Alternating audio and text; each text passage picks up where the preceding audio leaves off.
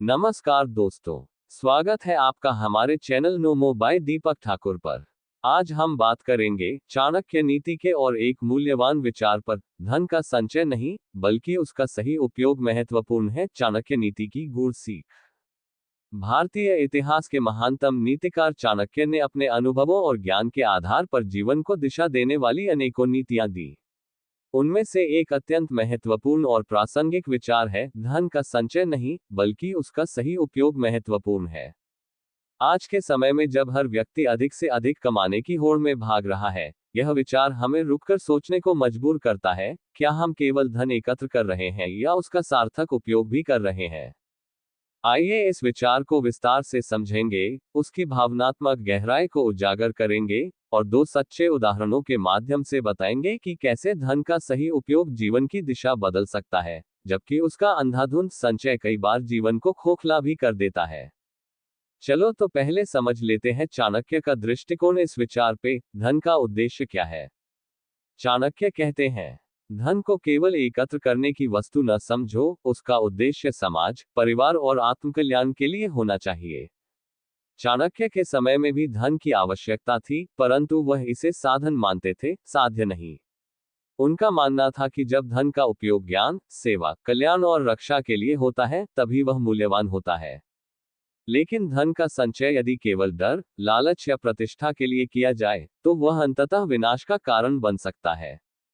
अब जानते हैं धन संचय क्यों किया जाता है। धन संचय के पीछे की मानसिकता क्या होती है। आधुनिक समाज में हमें बचपन से सिखाया जाता है, बचाओ, जमा करो, भविष्य के लिए सोचो। ये सोच गलत नहीं है, लेकिन जब ये सोच हमें स्वार्थी, असंवेदनशील और आत्मकेंद्रित बना देती है, तब ये चिंता का विषय बन जाती है। निश्चित रूप से धन का संचय नियोजनबद्ध होना चाहिए। धन संचय का लालच हमें भीतर से गरीब बना देता है। हमारे पास भले ही करोड़ों हो, लेकिन यदि हम उसे दूसरों की मदद, अपने सपनों की पूर्ति या समाज के उत्थान में उपयोग नहीं करते, तो वह धन मृत समान है। चलिए अब देखते हैं आज का पहला उदाहरण, रामलाल की कहानी, जिसने जीवन भर कमाया पर उपयोग न किया। रामलाल एक छोटे शहर के व्यापारी थे। बेहद परिश्रमी, ईमानदार और अनुशासन प्रिय। उन्होंने जीवन भर एक एक पैसे को संभाल कर रखा। महंगे कपड़े नहीं पहने, बच्चों को महंगी पढ़ाई नहीं दिलाई, पत्नी को कभी जरूरी चीजों के लिए भी स्वतंत्रता नहीं दी। कहते थे, बचत करो, भविष्य सुरक्षित रहेगा। उनकी बेटी कला में पारंगत थी, लेकिन कभी कोई कोर्स नहीं कर पाई क्योंकि फिजूल खर्ची नहीं होनी चाहिए। बेटे ने मेडिकल कॉलेज में दाखिला लिया, पर फीस न भर पाने की वजह से पढ़ाई बीच में छोड़ दी। रामलाल ने जब 75 वर्ष की आयु में अंतिम सांसें ली, तो उनके पास बैंक में 3 करोड़ रुपए थे। पर उनके आसपास कोई न था जो रो रहा हो। उनकी पत्नी एक वृद्धाश्रम में थी, बच्चे विदेशों में मजदूरी कर रहे थे। जब उनके बैंक लॉकर को खोला गया, तो वहां केवल पैसे थे, पर रिश्ते नहीं, मुस्कानें नहीं, सपने नहीं। यह उदाहरण ये बताता है कि धन का संचय यदि विवेकहीन हो, तो वह अंततः संबंधों, सपनों और संवेदनाओं की हत्या कर देता है। धन का सही उपयोग होता है आत्मकल्याण और समाज सेवा के लिए। चाणक्य ये भी कहते हैं कि धन तभी पवित्र होता है जब वह दूसरों की भलाई में लगे।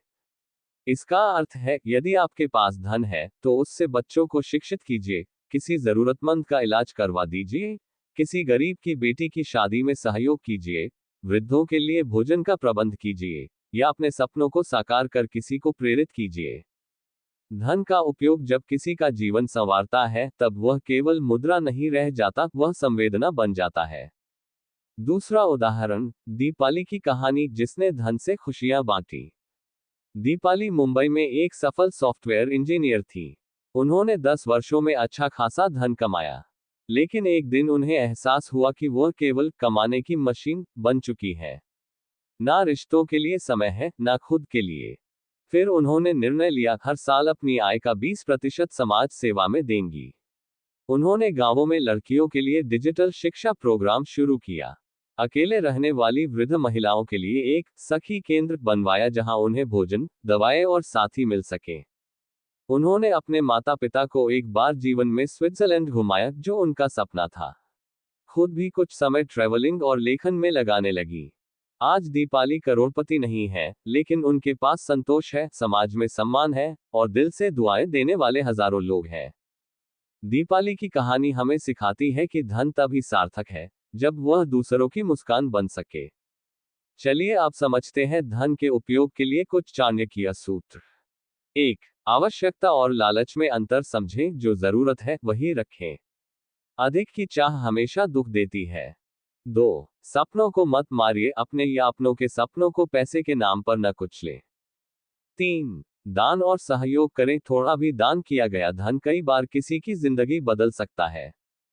4. स्वयं में निवेश करें, अपनी स्किल्स, स्वास्थ्य और मानसिक शांति में निवेश कीजिए। 5. बुजुर्गों और बच्चों के लिए उपयोग करें, उनके जीवन को सरल और सुंदर बनाए। तो दोस्तों, आज के इस विचार का सार क्या है? चाणक्य का ये विचार, धन का संचय नहीं, बल्कि उसका सही उपयोग महत्वपूर्ण है, केवल एक आर्थिक नीति नहीं है, यह एक जीवन दर्शन है। धन कमाना आवश्यक है, पर उसका उद्देश्य केवल एकत्र करना नहीं होना चाहिए। जब धन से रिश्ते मजबूत हों, समाज में परिवर्तन आए, और आत्मा को शांति मिले, तभी वह सच में संपत्ति कहलाता है। जीवन की सबसे बड़ी संपत्ति केवल जमा किया हुआ धन नहीं, बल्कि वह धन है जो किसी के चेहरे पर मुस्कान लाए। तो आइए, हम भी चाणक्य के इस विचार को अपनाएं और अपने धन को केवल बैंक बैलेंस का हिस्सा न बनाकर जीवन को सुंदर बनाने का माध्यम बनाएं। क्योंकि धन तभी धन है, जब वह उपयोग में आए। तो दोस्तों, कैसे लगा ये विश्लेषण? अगर आपको पसंद आया हो, तो जरूर लाइक करें। ज्ञान बांटने से बढ़ता है दोस्तों, इसलिए इस वीडियो को परिवार और दोस्तों के साथ जरूर शेयर करें। और हाँ, चैनल को सब्सक्राइब करना ना भूलें। आपका सब्सक्रिप्शन हमें मोटिवेट करता है ऐसी इंफॉर्मेटिव वीडियो बनाने और प्रस्तुत करने के लिए। साथ साथ बेल आइकन दबाएं ताकि आप हमारे आने वाले वीडियो मिस न करें। चलो तो फिर मिलते हैं अगली वीडियो में एक और चाणक्य नीति के साथ।